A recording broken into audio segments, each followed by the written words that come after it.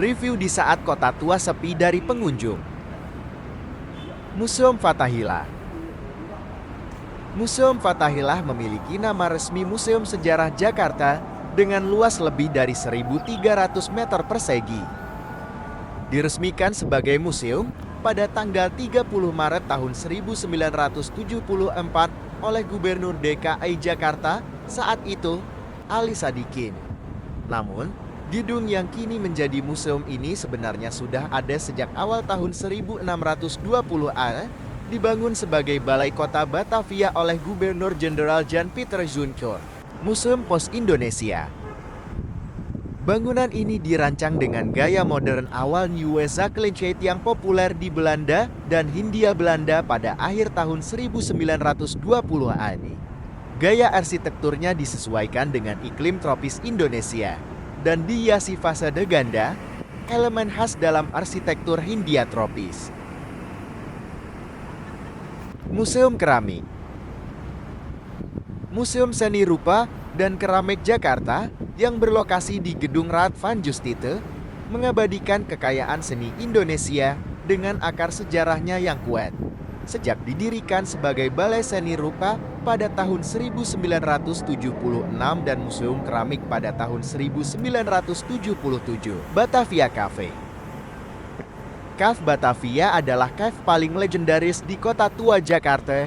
Cafe Batavia dibangun pada tahun 1805 sebagai tempat tinggal gubernur.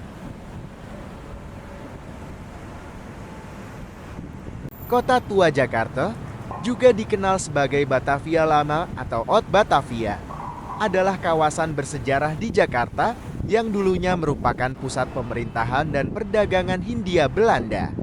Kawasan ini memiliki sejarah panjang yang dimulai sejak abad ke-17 dan menjadi saksi bisu berbagai peristiwa penting dalam sejarah Jakarta dan Indonesia.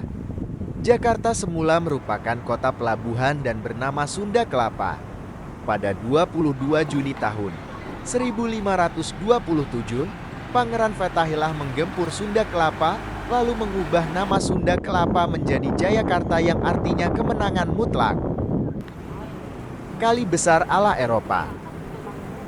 Lingkungan kali besar yang dikenal juga dengan nama De Grote Rivier Sungai Besar atau De Groot Kanaal Kanal Besar memang telah ada sejak abad ke-17, yakni pada tahun 1630 sampai tahun 1631 dengan aliran Sungai Ciliwung yang berkelok-kelok. Kemudian diluruskan menjadi kanal panjang dari Harmoni hingga Pasar Ikan.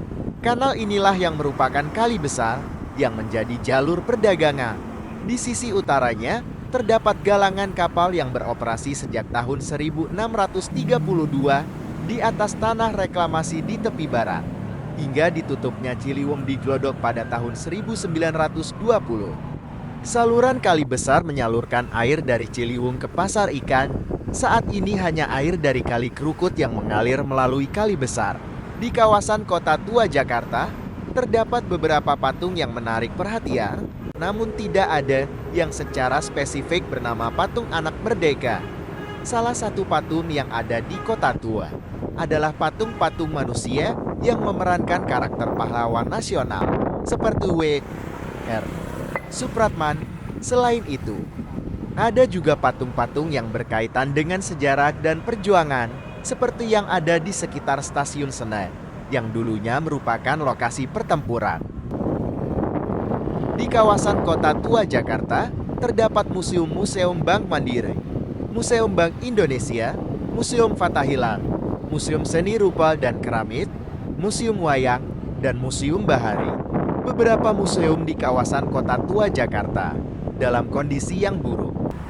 Kota Tua adalah sisa dari Batavia Lama, permukiman bertembok pertama Belanda di wilayah Jakarta.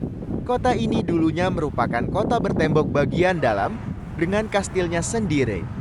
Kawasan ini menjadi penting selama abad ke-17 sampai 19 ketika ditetapkan sebagai ibu kota de facto Hindia Belanda. Museum Bank Mandiri.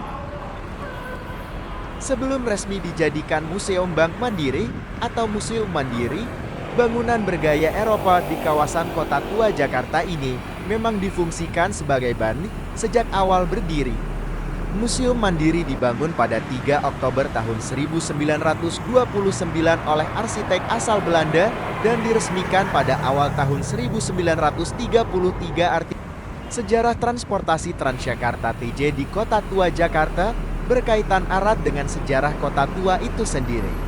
Kota Tua, yang dulunya merupakan pusat pemerintahan dan perdagangan, kini menjadi kawasan bersejarah yang dilintasi oleh Koridor 1 dan Koridor 12 Transjakarta. Halte-halte di Kota Tua, seperti halte kota dan halte kali besar, bukan hanya tempat transit, tetapi juga menjadi bagian dari upaya pelestarian kawasan tersebut. Terima kasih sudah nemenin aku di vlog kali ini. Jangan lupa like, komen, dan subscribe biar aku makin semangat bikin konten. Sampai ketemu di vlog berikutnya.